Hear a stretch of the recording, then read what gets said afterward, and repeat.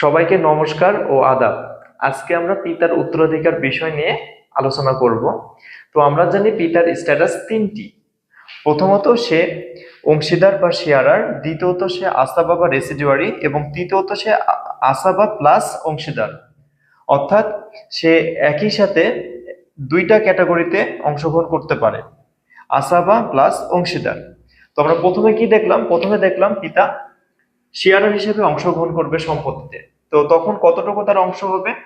যদি পিতা কোনো সম্পত্তিতে শেয়ারার বা অংশীদার হিসেবে সম্পত্তি নেয়, তখন তার অংশ 6/1 অর্থাৎ 1/6। এখন দেখে নেওয়া যাক যে পিতা কোন পরিস্থিতিতে বা কোন অবস্থায় সে শেয়ারার হিসেবে সম্পত্তি পেয়ে থাকে।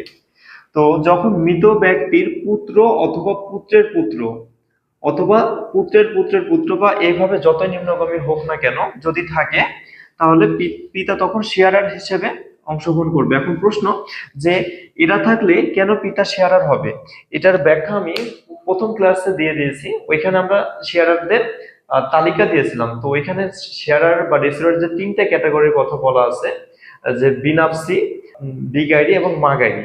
তো বিনাপসিতে আবার হচ্ছে কয়েকটা ক্যাটাগরি আছে। প্রথম যেটা শ্রেণী সেটা হচ্ছে পুত্রের শ্রেণী, অর্থাৎ যেহেতু পুত্র হচ্ছে প্রথম শ্রেণীর আসাবা, অর্থাৎ পুত্র থাকলে দ্বিতীয় শ্রেণীর আসাবাগুলো বঞ্চিত হয়। আর তখন হচ্ছে পিতা আসাবা হিসেবে সম্পত্তি না পেয়ে শেয়ারার বা অংশীদার হিসেবে সম্পত্তি পায়। তো দেখা গেল কি যে মৃত ব্যক্তির যদি পুত্র অথবা পুত্রের পুত্র বা এভাবে যতই নিম্নগামী হোক না কেন যদি থাকে, তাহলে পিতা তখন অংশীদার হিসেবে 1/6 অংশ বা 6/1 সম্পত্তি পায়। এখন দ্বিতীয় নম্বরে আসা যাক, আসাবা হিসেবে পিতা কখন সম্পত্তি পায়।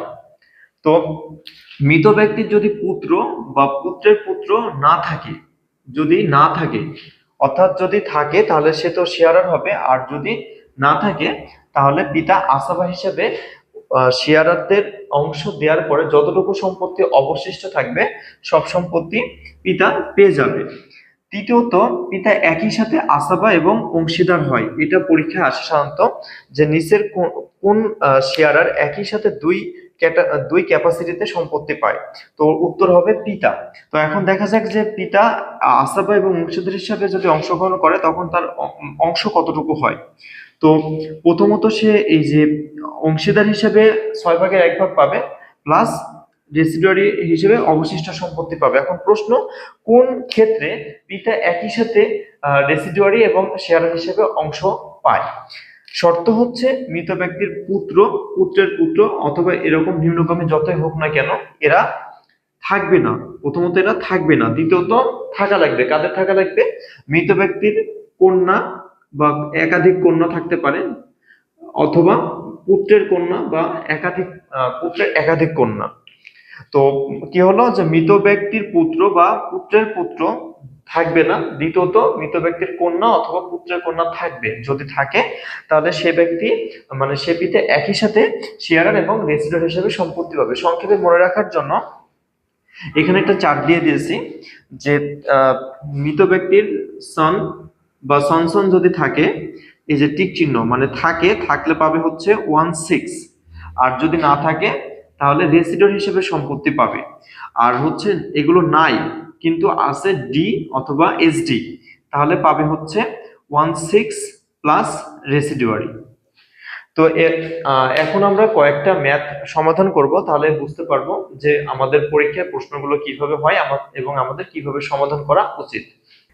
কোনো একজন ব্যক্তি মারা গিয়েছেন, রেখে গিয়েছেন তার স্ত্রী, পিতা, পুত্র এবং কন্যাকে। এখন এই মৃতের সম্পত্তি বন্টন করতে হবে। তো চলুন দেখে নিচ্ছি কিভাবে সম্পত্তি আমরা বন্টন করব।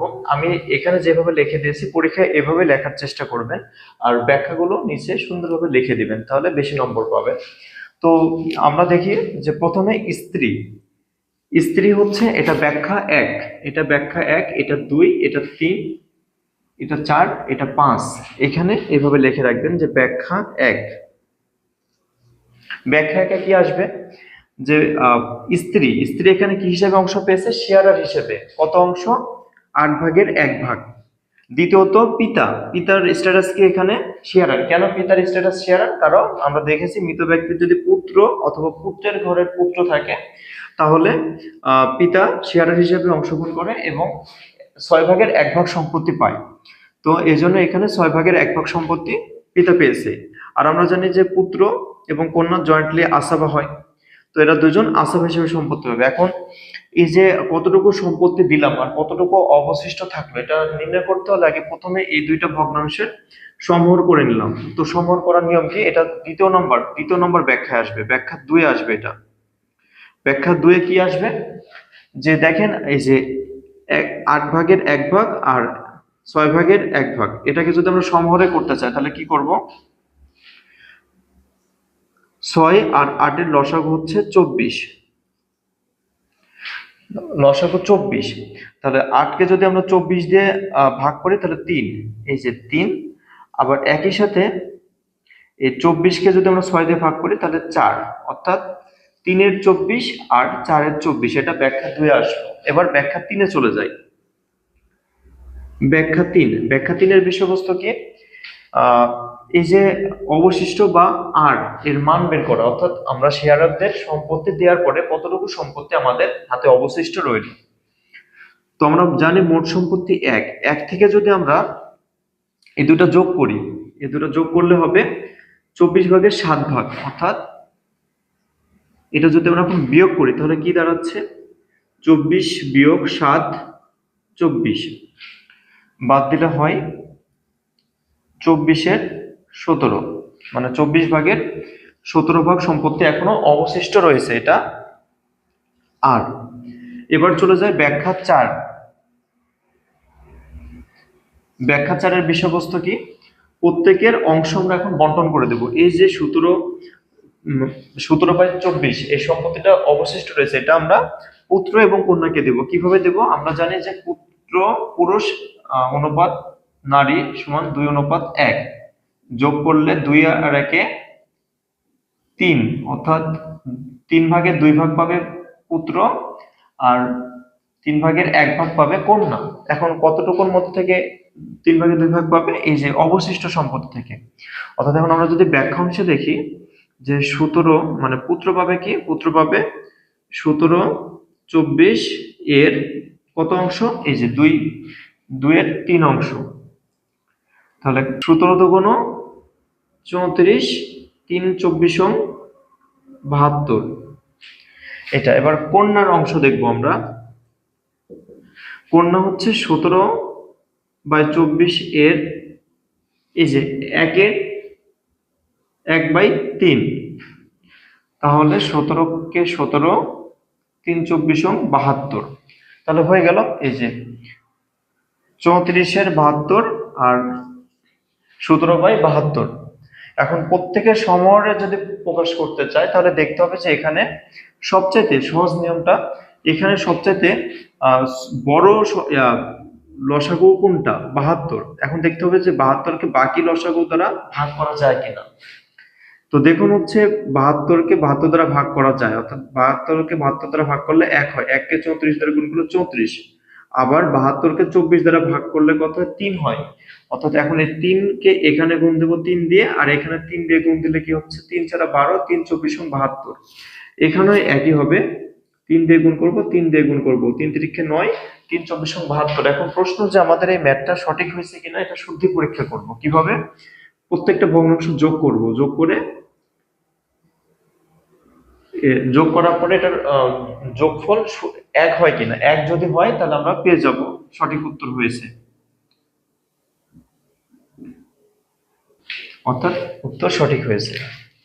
প্রথমে দেখলাম আমরা যে পিতা শেয়ার হিসেবে অংশগ্রহণ করলে তার অংশ কতটুকু। এবার দেখবো পিতা আসাবা হিসেবে কখন অংশগ্রহণ করে এবং তার অংশ কতটুকু। কোন একজন ব্যক্তি মারা গিয়েছেন, রেখে গিয়েছেন তার স্ত্রী এবং পিতাকে। এখন মৃতের সম্পত্তি আমরা বন্টন করব। আমরা জানি মৃত ব্যক্তি যদি কোনো সন্তান অথবা পুত্রের সন্তান না থাকে তাহলে স্ত্রী পাবে 1/4 অংশ। আর পিতা আমরা কি দেখলাম যে মৃত ব্যক্তি যদি পুত্র বা পুত্রের ঘরের পুত্র না থাকে তাহলে সে রেসিডুয়ারি হবে, যেহেতু এই অঙ্কে মৃত ব্যক্তির কোনো পুত্র সন্তান বা পুত্রের পুত্র সন্তান নেই, সেহেতু পিতা রেসিডুয়ারি হিসেবে শেয়ারকে দেওয়ার পর যে অংশ থাকবে সম্পূর্ণ অংশ পিতা পাবে। তাহলে আমরা কি দেখলাম যে স্ত্রীকে চার ভাগের এক ভাগ দিলাম, তাহলে থাকে কত ভাগ? 3 ভাগের 4 ভাগের 3 ভাগ অবশিষ্ট থাকে। এই 4 ভাগের 3 ভাগ পাবে পিতা। এটা খুবই সহজ।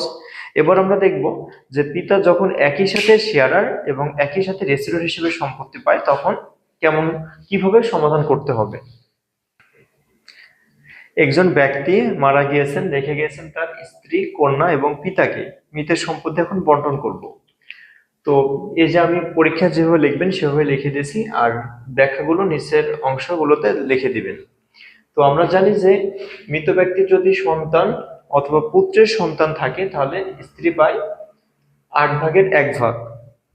আর কন্যা, যদি মৃত ব্যক্তির পুত্র সন্তান না থাকে তখন কন্যার সন্তান হয় শেয়ারার, তখন তার অংশ হয়, যদি সংখ্যায় একজন হয় তাহলে হাফ, আর সংখ্যা যদি একের অধিক হয় তাহলে 3 ভাগের 2 ভাগ।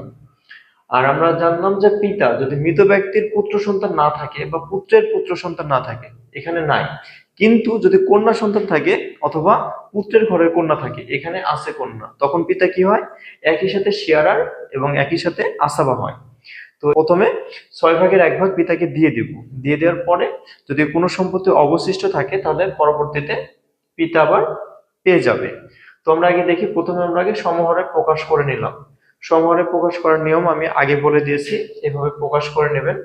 দেওয়ার পরে দেখা গেল যে 1 থেকে ওই অংশটার যোগফল গুলো বাদ দিলাম। এই যে যোগফল 19/24, এটা বাদ দিলে থাকে 5/24। এই যে 5/24 এটা অবশিষ্ট রইলো, এটা চলে যাবে পিতার কাছে, পিতা পাবে রেসিডুয়ার হিসেবে। তো পরবর্তীতে 24 ভাগের 4 ভাগ এবং 24 ভাগের 5 ভাগ যোগ করলে হয় 24 ভাগের 9 ভাগ, এটা পাবে পিতা। আশা করি পিতার অংশ নিয়ে কারো কোনো সমস্যা নেই। যদি কোনো সমস্যা থেকে থাকে তাহলে অবশ্যই কমেন্ট সেকশনে গিয়ে সমস্যাটা লিখবেন, আমি চেষ্টা করব সমাধান দেওয়ার। ধন্যবাদ সবাইকে।